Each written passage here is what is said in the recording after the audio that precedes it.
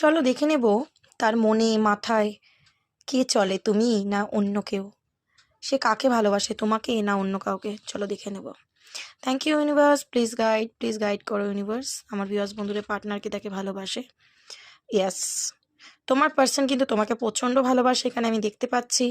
তোমার জন্য একটা প্যাশন রয়েছে, টান অনুভব করে, ঠিক আছে, এবং প্রচণ্ড ট্রু ব্যাপারটা রয়েছে তোমার জন্য। হতে পারে ও হাজার মানুষের সাথে কথা বলতে পারে, বা এমনও হতে পারে যে ওর কাছে অনেক চয়েস রয়েছে, ছেলে বা মেয়ে চয়েস রয়েছে, কিন্তু পছন্দও কিন্তু তোমাকেই করে।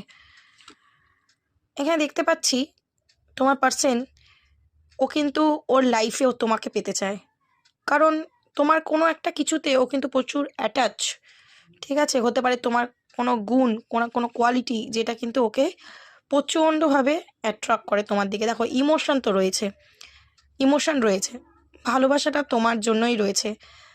মানে হতে পারে যে তার মধ্যে একটু প্লেফুলনেসের নেচার থাকতে পারে বা ছিল পাস্টে। এমনও হতে পারে যে সে অনেকের সাথে কথা বলতো বা কোনো অ্যাফেয়ার করে বেড়াতো হাজার জনের সাথে, বাট না, লাভটা কিন্তু তোমার জন্য ফিল করেছে। ডেফিনেটলি ও কিন্তু তোমাকে নিয়েই ভাবে, দেখতে পাচ্ছ, তোমার জন্য ওভার থিঙ্কিং করে। অ্যান্ড ও কিন্তু ফিউচার যদি বলো, ডেস্টিনি, ভবিষ্যৎ কিন্তু তোমাকে নিয়েই চিন্তা করে। দারুণ এনার্জি। তো একদমই কিন্তু যদি বলো ডেস্টিনি, ফিউচার পার্টনার কাকে বানাতে চায়, আমাকে সত্যিকারের ওর ভবিষ্যৎ বানাতে চাই কি না, ইয়েস, ও কিন্তু তোমাকে ভালোবাসে অ্যান্ড তোমাকে নিয়েই ভবিষ্যৎ গড়ার স্বপ্ন দেখে। দারুণ এনার্জিটাকে ক্লেম করে নাও অ্যান্ড ইউনিভার্সকে একদম ক্যাটেগরি দিতে ভুলো না।